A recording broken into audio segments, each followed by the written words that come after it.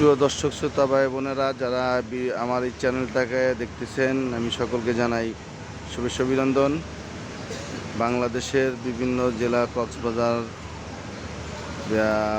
বরিশাল, কুয়াকাটা 8 নম্বর 10 নম্বর সংকেত দেখাচ্ছে। আমরা ঢাকা অবস্থান করতেছি।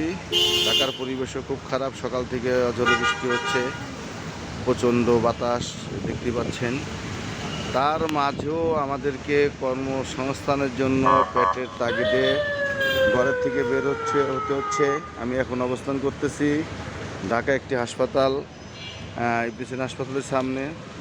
মানুষের অতি জরুরি প্রয়োজনে তারা রুগী নিয়ে হাসপাতালে আসতেছেন এই ঝড় তুফানের ভিতরে। তারপর মানুষের যতই যাই হোক, তার ভিতরে মানুষের আসতে হয় কর্মসংস্থানের জন্য। গাড়ি চলতেছে, আসতেছে।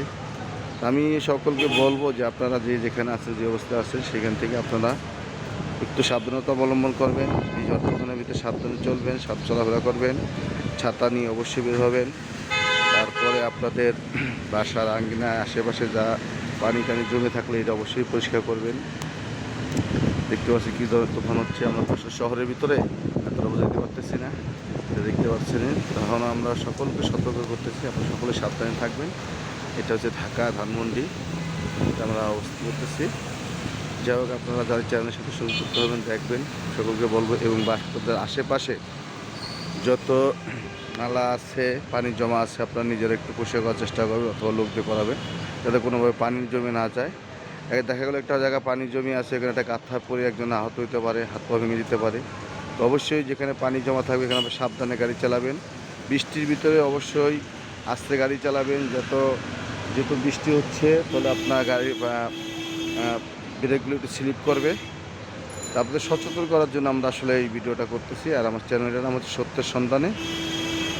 যারা এই চ্যানেলটা দেখে ভালো লাগবে বা ভিডিও ভালো লাগবে, আপনাদের মতামত আমাদের প্রয়োজন। সাবস্ক্রাইব করবেন, বেশি বেশি করে লাইক শেয়ার করবেন, যাতে আগামীতে ভালো ভালো ভিডিও দিতে পারি। এই দেখেন আমরা এখন অবস্থান করতেছি ঢাকা শহরে কী অবস্থা। তো ঢাকা যদি অবস্থা, তো ঢাকার বাইরে তার অবস্থা খারাপ। তো সকলে সচেতন থাকবেন, যাদের বাড়ির পাশে আশ্রয়কেন্দ্র আছে, আশ্রয়কেন্দ্র অবস্থান নেবেন, যাতে কোনো বিপদ না, ক্ষতিগ্রস্ত না হয়। তো সকলে ভালো থাকবেন, সুস্থ থাকবেন। আসসালামু আলাইকুম।